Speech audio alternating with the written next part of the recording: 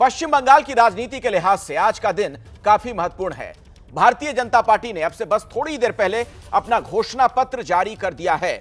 घोषणा पत्र में क्या बड़ी बातें नजर आ रही हैं वो आपको समझाते हैं। आखिर किस तरीके से जनता से जो वादे किए गए हैं और उसके क्या मायने मतलब है वो समझिए आप। किसानों को 3 साल का पैसा यानी एक साथ 18,000 रुपए देने की बात, बिना कटमनी के पैसा सबके अकाउंट में जाएगा, ये वादा भी अमित शाह ने किया।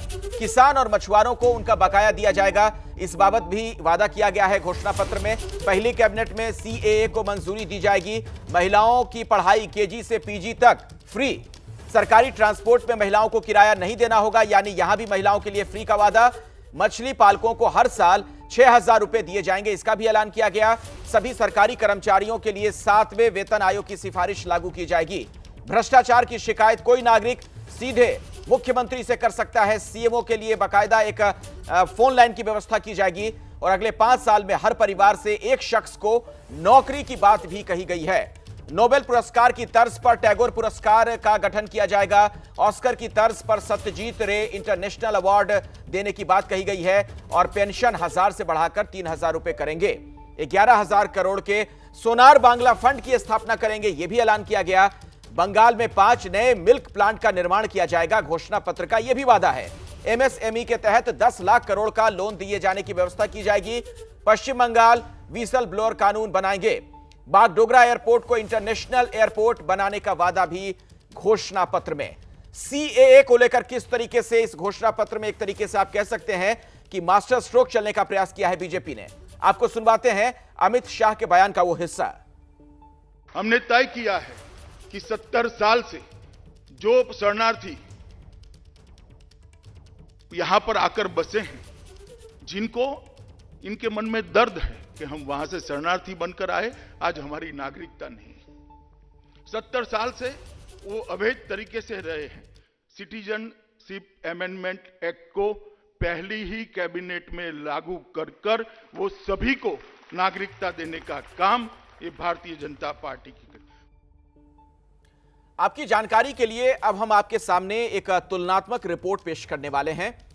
टीएमसी के घोषणा पत्र की बात की जाए और बीजेपी के घोषणा पत्र की बात, तो देखिए क्या उसमें समानता या विभिन्नता है। टीएमसी ने कहा कि 5 साल में 25 लाख लोगों को रोजगार देंगे।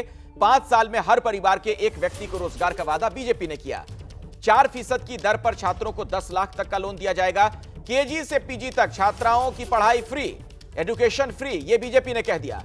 टीएमसी ने कहा कि सभी 23 जिलों में मेडिकल कॉलेज खोले जाएंगे।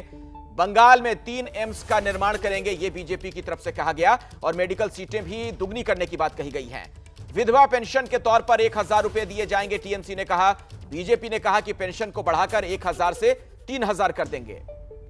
टीएमसी ने कहा कि कृषक बंधु योजना में किसानों को 10,000 सालाना मिलेगा। बीजेपी ने कहा कि प्रधानमंत्री किसानों का पूरा पैसा 18,000 रुपए एक साथ देंगे। सम्मान निधि का जो पैसा है, एनपीआर लागू नहीं होने देंगे, टीएमसी का वादा था, लेकिन घोषणा पत्र में बीजेपी कहती है कि पहली कैबिनेट में सीएए को मंजूर करेंगे।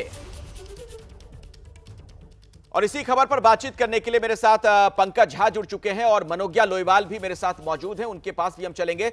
लेकिन पंकज, आपके पास पहले मैं आना चाहूंगा। आप लगातार वहां पश्चिम बंगाल में घूम रहे हैं, जनता की नब्ज को टटोल रहे हैं।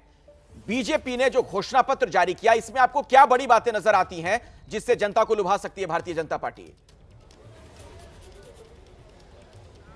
अखिलेश, अगर आप देखें पूरे घोषणा पत्र को, एक तो पहले घोषणा पत्र मत कहिए, चूंकि खुद ही अमित शाह ने इस बात को क्लैरिफाई कर दिया कि घोषणा पत्र मैनिफेस्टो नहीं है, ये संकल्प पत्र है। हमारी सरकारें जो कहती हैं वो करती हैं, घोषणा पत्र सिर्फ घोषणा के लिए होता है। अब चलिए आइए इसके मर्म पर। इसको मैं समझता हूँ दो तरीके से इसको समझना चाहिए। एक तो बंगाली अस्मिता की बात जो है, आप देखिए जो आइकॉन्स हैं उनके नाम पर फंड, उनके नाम पर पुरस्कार, उनके नाम पर स्कीम, योजनाएं और दूसरी चीज़ें रखी गई हैं। और दूसरा जो फोकस में है ना, एक सामाजिक समीकरण, जो किस किस एससी, एसटी, किसान, मछुआरे, चाय बागान में काम करने वाले, इन सब के लिए कुछ न कुछ उसमें रखा गया है। और सबसे बड़ी बात यह है, जो कहा जाता है कि बंगाल में ममता का सबसे बड़ा बैकबोन है वोटर के लिहाज से, वो महिलाएं। तो आप देखिए पहली कैबिनेट में जो 2 फैसले किए जाएंगे वो तो आयुष्मान योजना वाली है, नागरिकता वाली है। उन्होंने कह दिया कि पब्लिक ट्रांसपोर्ट में महिलाओं को फ्री मिलेगा। महिलाओं के लिए बहुत सारी स्कीम, सरकारी नौकरियों में 33% आरक्षण की बात कह दी है। बहुत सारी चीज़ें उन्होंने महिलाओं के लिए की है। तो फोकस बीजेपी का 3 तरीके से है। एक उसका सामाजिक समीकरण यानी जातिगत आधार जो आप कह सकते हैं, दूसरा महिला, और तीसरा जो बंगाली प्राइड है, बंगाली अस्मिता है, उस पर बीजेपी का फोकस है इस संकल्प पत्र में। अखिलेश, बिल्कुल, सोशल सेक्टर पर भी बहुत ज्यादा जोर दिया गया है। मनोज्ञा, आपके पास में आना चाहूंगा। कौन बनेगा मुख्यमंत्री कार्यक्रम के जरिए आप लगातार वहां जनता के बीच पहुंच रही हैं। यह बताइए कि आप क्या देख रही हैं कि ऐसी कौन सी बड़ी बातें हैं इस घोषणा पत्र में जो लगता है आपको कि जनता इस आधार पर बीजेपी को वोट डाल सकती है? 2 बड़ी बातें हैं। पहला, उन्होंने अपनी स्पीच में कट मनी का इस्तेमाल यानी इस शब्द का इस्तेमाल कई बार किया। वो जानते हैं कि कैसे ज़मीनी स्तर पर अगर 100 रुपये का सर्टिफिकेट, एक SC ST सर्टिफिकेट बनाने के लिए भी अगर किसी व्यक्ति को 100 रुपये और 500 रुपये घूस देनी पड़ रही है ज़मीनी स्तर पर, एक पुरुलिया जैसे इलाके में जहाँ कमाई का लगभग जो कमाई के ज़रिए हैं वो बहुत कम है। तो ये जानते हैं बीजेपी, ये जान कर रही है और कह रही है, इन शब्दों का इस्तेमाल कर रही है, जिसका सीधा असर उन लोगों पर पड़ेगा जो इस समय कट मनी या इस तरह की तोलाबाजी को सबसे बड़ा मुद्दा बनाए हुए हैं। और दूसरी बड़ी बात, जैसा कि पंकज कह रहे थे, महिला वोटर, लेकिन इसके साथ साथ उन्होंने एक बात बड़ी कही है कि बांग्ला भाषा कंपलसरी हो जाएगी और आने वाले दिनों में जो हायर लेवल स्टडीज़ हैं उसको भी, यानी मेडिकल या फिर इंजीनियरिंग, वो भी अगर लोग बांग्ला में कर सकते हैं। बांग्ला अस्मिता को जिस तरह से छूने का और उसको बड़ा रखने का और उसके वर्चस्व को और उसके सम्मान को इंटैक्ट रखने का, क्योंकि अभी तक जितने भी बीजेपी के नेता आ रहे हैं उन पर यही आरोप लगते हैं कि आप तो बाहर से हैं, आप बंगाल को क्या जानते हैं।